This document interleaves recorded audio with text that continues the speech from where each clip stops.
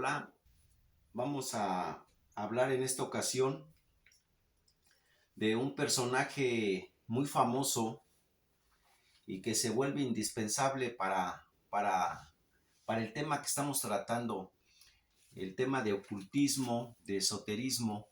Me refiero a Giuseppe Balsamo, más bien conocido como el Conde Cagliostro.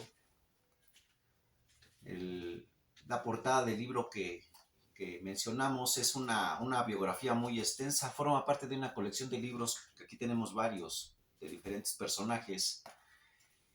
Pues este conde Cagliostro, decimos que se vuelve indispensable para el tema del esoterismo, de la magia, del ocultismo, de las sectas, porque es una persona que estuvo presente y que hizo tendencia a todos sus conocimientos y que hasta la fecha forman parte de la historia de estos personajes que de alguna forma son raros y son desconocidos para el mundo académico, se quedaron como que no tuvieran relevancia en el ámbito histórico, y la verdad es otra.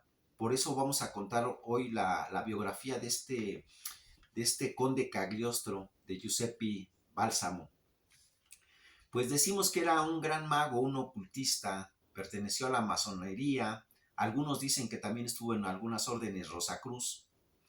Se dice que fue inspirador de la Revolución Francesa, aunque ahora sabemos que eso formó parte de un mito que le costó muy caro en su vida. Se cataloga como un alquimista, un hechicero, un mago, y por otro lado como un gran estafador, un manipulador, un hombre muy astuto, muy hábil. Pues Giuseppe Balsamo nació en un suburbio de Palermo, y en, este, en Italia era un lugar donde vivían muchos rufianes, muy pobre, donde habían gran cantidad de brujas, de hechiceros, de estafadores, de delincuentes. Ese era un barrio de muy mala reputación, y él, para bien o para mal, pues nació ahí. Y aunque todos, hay un aspecto donde dicen que este hombre fue un maestro de la farsa, un extorsionador, y que practicó todo tipo de magias y alquimias. Pues por otro lado, él conocía todo el entresijo del siglo XVIII. Era un erudito para preparar pócimas mágicas, elixir según él, de la eterna juventud, y ungüentos, bálsamos. De hecho, hasta la fecha, nosotros le decimos un bálsamo, algún tipo de pomada que es, es por lo de su apellido de él, de Giuseppe Bálsamo. Que esas pomadas, los merolicos dicen que curan todo. Pues pomadas milagrosas, bálsamos milagrosos. Por otro lado, dicen que se codió con lo más alto de la sociedad. Su objetivo era ganar dinero a como fuera posible. Inclusive dicen que a costo de vender los favores de su esposa. Este personaje inventa una historia ficticia. Él decía que gracias a unos brebajes, a unos artilugios, se podía prolongar la vida. De hecho, aseguraba tener más de 1000 años él. La gente lo creía, porque por lo que adelante vamos a contar. Y que su esposa tenía 60 años cuando en realidad tenía 25. Él decía que por medio de esas pócimas que él hacía, su esposa tenía la apariencia de 25, pero que en realidad tenía 60. Lo cierto es que existen dos realidades en su vida de este personaje. Una es cuando él es José Bálsamo, Giuseppe Bálsamo. Él era un italiano de un origen muy pobre y dicen que su vida cambió por el año de 1977, cuando se inició en la masonería y lo admitieron en la Logia de la Esperanza, allá en Londres. Dicen que es aquí donde asume el título de Conde Cagliostro. Ahí se pone ese seudónimo de Conde Cagliostro. Y, y se proclama el Gran Copto. ¿Por qué dicen que se proclama el Gran Copto? Él de alguna forma trajo nuevas ideas a, a la orden masónica, a los ritos masónicos de Londres, y metió toda esa tendencia, toda esa mitología egipcia. Entonces se hace nombrar el Gran Copto, pero como un grado de supremacía. En realidad era para que se le diera un porcentaje de lo que se recaudaba en aquellas iniciaciones masónicas. Es aquí donde empieza toda una etapa de esoterismo, de una persona que es capaz de embaucar a los más preciados, que se captaban de conocimiento, y aparte que tenía unos dotes de orador extraordinarios, y un gran carisma. Un evento que lo marcó es que estuvo implicado en un supuesto robo, del cual tampoco participó, del collar de la reina María Antonieta. Y esto se hizo todavía aún más popular porque el gran escritor Alejandro Dumas hizo un libro que se llama El collar de la reina, donde él asegura que Giuseppe Bálsamo estuvo presente en eso, en ese robo del collar. También Alejandro Dumas lo menciona en otra revista, en otro cuento que él hace, que se llama Memorias de un médico. Entonces se empezó a volver un personaje muy popular. En ese personaje de las memorias del gran médico, ahí aparece con su verdadero nombre como Giuseppe Bálsamo. Miren, aquí hay una pregunta que nos hacemos todos cuando decimos,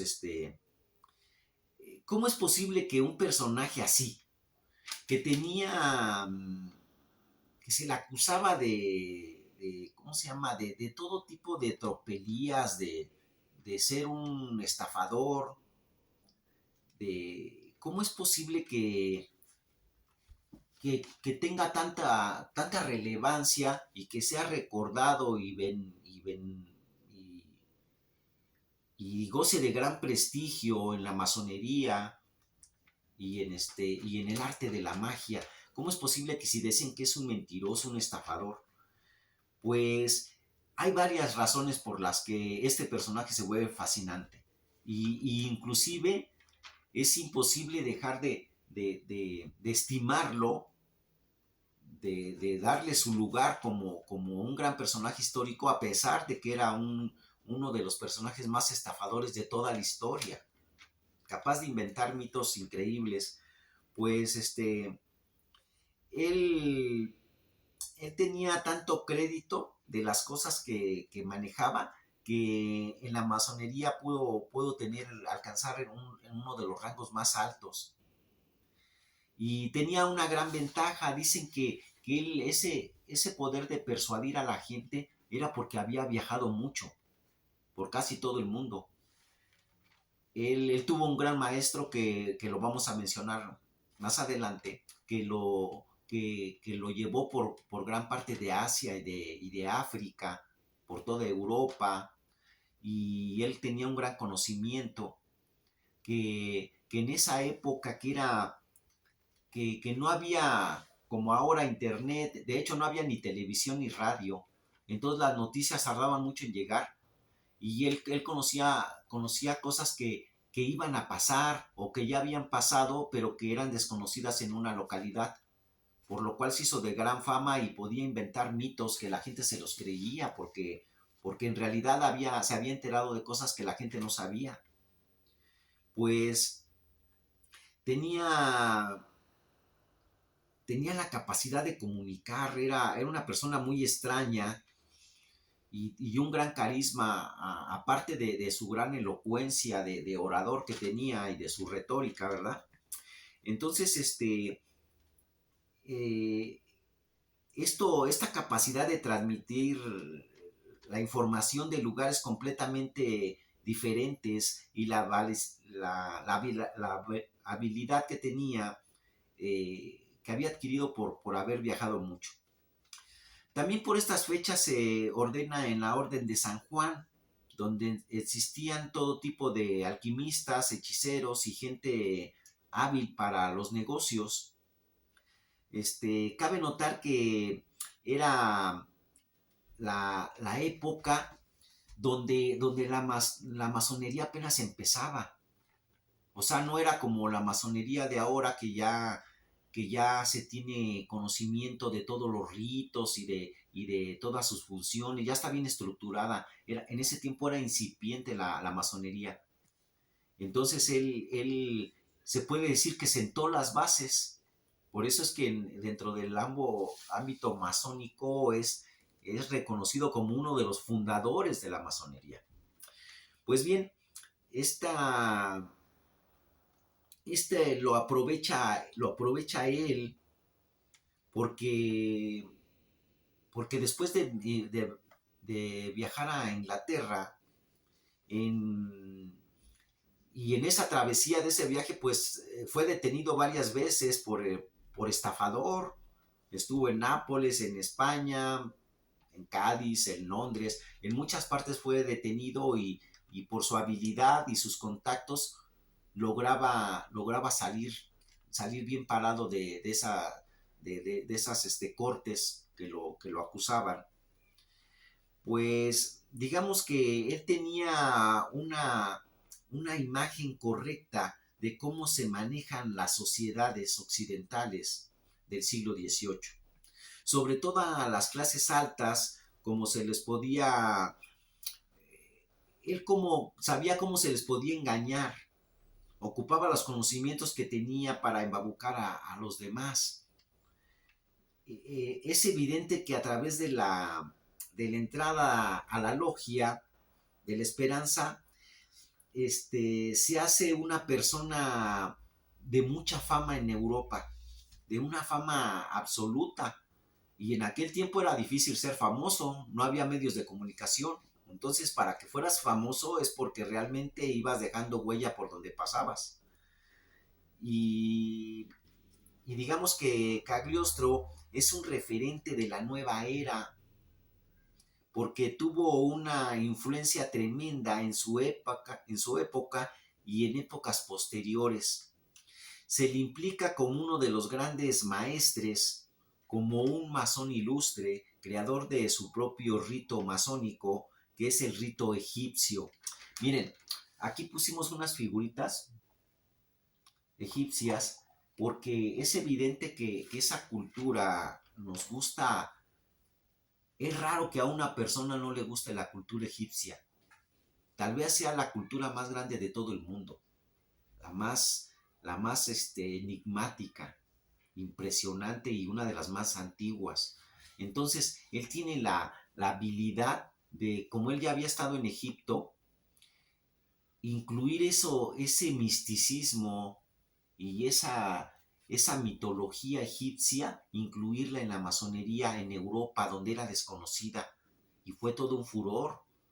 La gente que quería ingresar le fascinaba tanto todo lo egipcio que cuando se metió a los ritos masónicos se hizo una tendencia de furor y todos los grandes diplomáticos y las personas aristocráticas pagaban grandes sumas por pertenecer a la masonería. Era todo, todos querían pertenecer, toda la gente noble. Entonces, además este personaje era se empezó a ser citado en todos los libros de magia, en todos los grimorios y esotéricos, y él utilizó todo esto para su propia conveniencia, para su propio beneficio.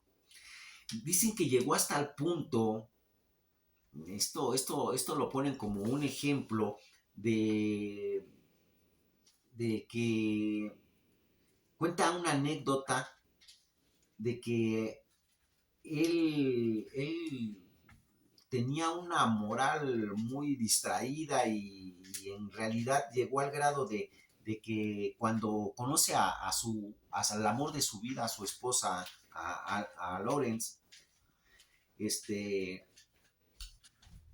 él, él tenía en aquel tiempo 25 años y esta era una muchachita de 15. Entonces, él se casa con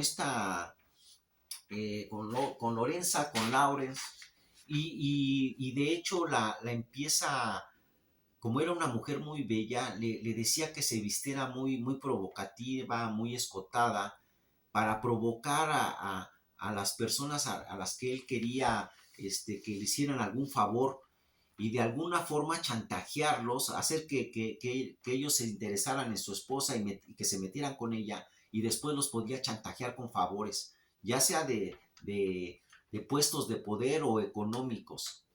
Hay por ahí una película de banderas donde un grupo de pillos ve a un mago y una mujer hermosa que es Angelina Jolie, se la meten a un rico para estafarlo. Pues está basada, yo creo, un poquito, se parece mucho a la historia que hacía el conde Cagliostro. Este, Cagliostro nombra a su esposa como suprema sacerdotisa, como la reina de Saba. Les da como si fueran grados masónicos, lo que la hacían ponerla a ella como un personaje muy codiciado también para la aristocracia, aparte de su gran belleza que tenía, y les hace creer que ella es una persona ya de 60 años, siendo que era una muchacha jovencita.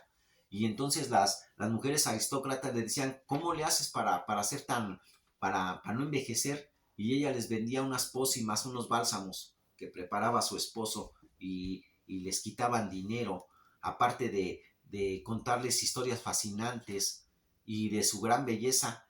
Entonces aprovechaba Cagliostro para extorsionarlos.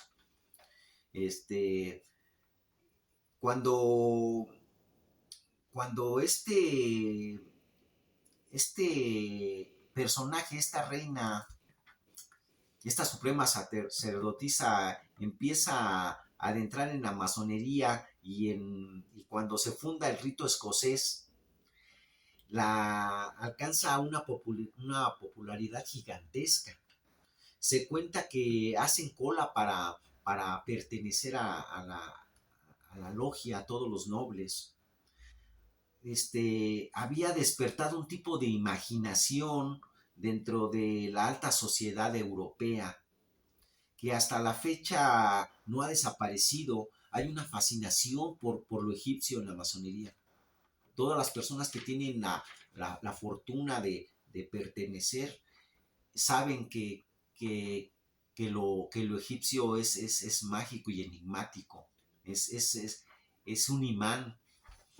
Entonces, pues esto lo introdujo Cagliostro en la masonería y todo esto lo hace, esto tiene más relevancia porque esto lo hace a los que han oído la historia de Francia, la que contó mi hermana Chantal, por decir, eh, eh, cuando Napoleón va a Egipto, eh, él lleva dibujantes, lleva personajes que van transcribiendo todo lo que encuentran, porque había una gran fascinación por lo egipcio.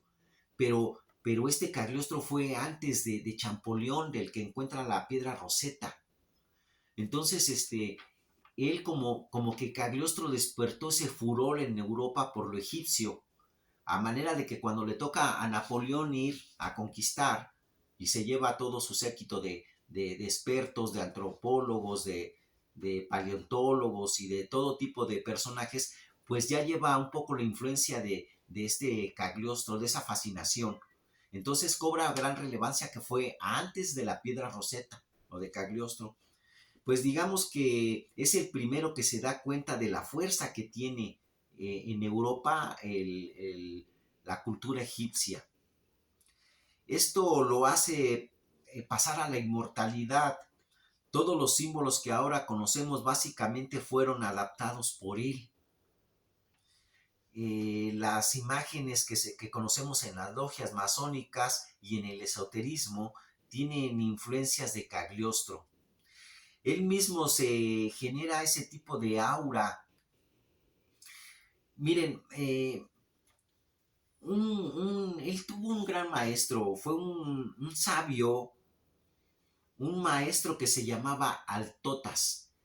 Por aquella época era muy famoso este Altotas como un personaje sabio que había recorrido muchos lugares, pues de alguna forma él se mete a trabajar con él como ayudante y adquiere una gran simpatía con su maestro. Y este maestro es el que lo lleva a viajar por toda África y por Asia y por bastantes partes de Europa hasta que llegan a Malta y ahí muere su maestro, Altotas. Pero para esto ya Cagliostro le había absorbido mucho de su conocimiento y entonces de alguna forma la gente sigue tomando como referente a Cagliostro como el discípulo de Altotas. Entonces ya desde ahí, desde muy joven, Cagliostro ya gozaba de la fama de haber tenido a ese gran sabio de maestro. A Cagliostro le gustaba contar que había participado en un gran número de sucesos históricos, para hacer creer a la gente que él era inmortal. O sea, él dijo que había estado en tal evento, en tal así que como si fueran reencarnaciones, y un poco copiándole a lo que hacía el conde de Saint Germain, que en otra ocasión vamos a contar su historia. No obstante su fama y fortuna, comete él un gran error. Se dirige a Roma y el Papa pues ya sospechaba, ya sabía de su fama de este hombre eh, catalogado de ocultista, y aparte que decían que había participado en la Revolución Francesa, pues lo hace llamar a la corte y lo enjuician en Francia y ahí muere. O sea, ese error le costó la vida a Cagliostro. Hay otra versión donde dicen que él tuvo quereres con una persona y su esposa se enceló, a pesar de que su esposa decimos que él la vendía para obtener favores y que su esposa fue la que lo denunció y lo hizo que lo aprendieran en otra de las versiones, porque había una versión de que él, por su gran fama y popularidad, pues podía tener a la cantidad de mujeres que él quisiera. De hecho, dicen que tuvo la enfermedad de la sífilis por ser tan promiscuo. Pues el Papa sospecha, lo mandan a prender y muere. Y relacionado a los ideales de la Revolución Francesa que tenía, que existían, pues cosa que ya decimos que era falso. Él, como inventaba historias, pues él también inventó que había sido uno de los precursores de la Revolución Francesa y ese chiste se lo creyeron muchos y eso le costó la vida.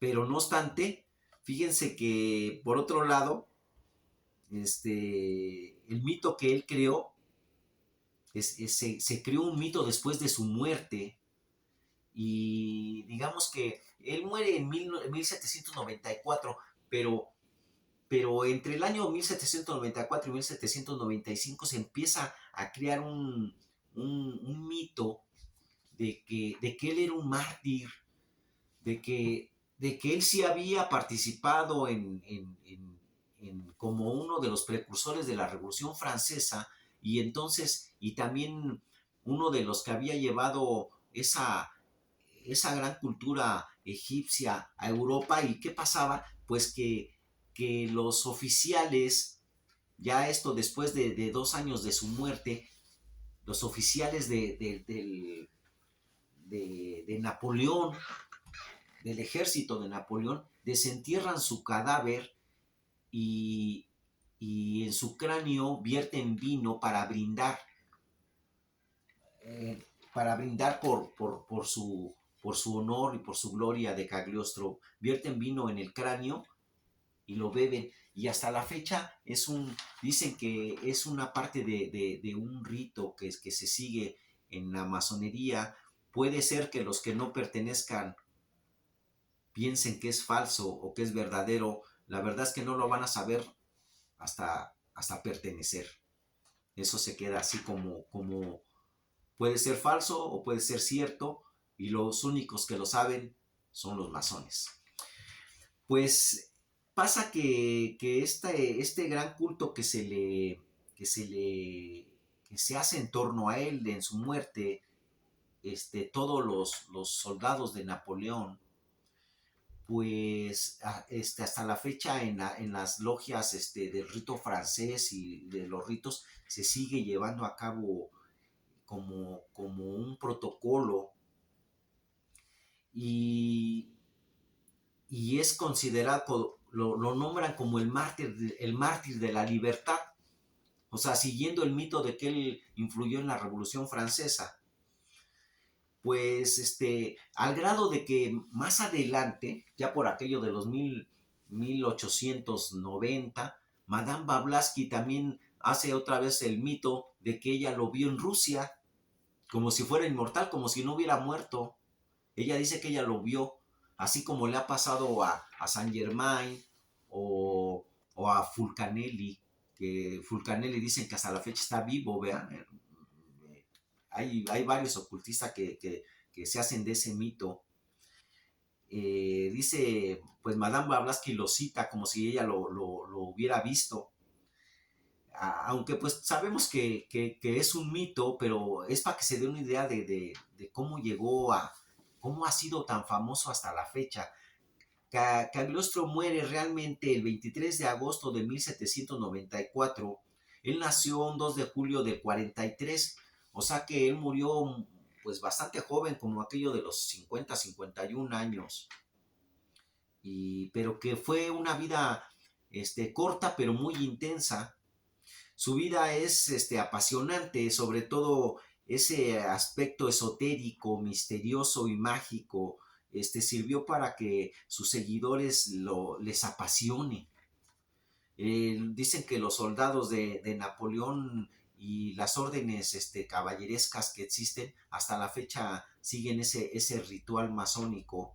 Pues en fin, él jugaba a que era inmortal y en realidad se volvió inmortal. Es un personaje que todavía en los ámbitos de ocultismo y hechicería es obligado saber la biografía de y ahorita quisimos traer una pequeña semblante porque en realidad se han hecho libros, películas y inclusive está hasta en los videojuegos. Su nombre se menciona en la medicina, se menciona en la hechicería, en todos los grimorios famosos, se menciona en todas las sociedades secretas y todas las personas que de alguna forma les apasiona este mundo esotérico, pues tienen que conocer quién fue Cagliostro. Pues decimos, para finalizar, por un lado está este gran mago, conocedor de diferentes lugares y que introdujo toda esa cultura egipcia de Europa, que tenía gran conocimiento, que era un orador. Y por otro lado está el personaje que era un embabucador, que era un extorsionador, que prostituía a su esposa y que de alguna forma podía convencer a la gente para que hicieran lo que él quería. Por lo cual unos lo pueden odiar, lo podemos considerar como una persona exitosa, como una persona que trascendió a su época y que en una época donde no había medios de comunicación era famosísimo, era muy famoso. Inclusive era tan famoso que la gran nobleza quería, como se dice, tomarse la foto con él. A pesar de que decimos que su origen era muy humilde y que provenía de Palermo, de un barrio pues bastante, digamos que, de delincuentes. Hay otras versiones por ahí, esta que les cuento, pues es la más aceptada en el ambiente esotérico y masónico, aunque hay otras historias donde dicen que lo de Giuseppe Bálsamo nunca existió, que él nunca fue pobre y que en realidad era un hijo bastardo de un noble de la Orden de Malta. Aunque yo no estoy muy de acuerdo con esa versión, es más plausible la versión que contamos. De hecho, es la versión que también cuenta Alejandro Dumas. Pues espero les haya gustado y en otra ocasión vamos a contar otra biografía de esto que estamos haciendo, de hablar de ocultismo y de los grandes personajes que formaron parte de él. Muchas gracias.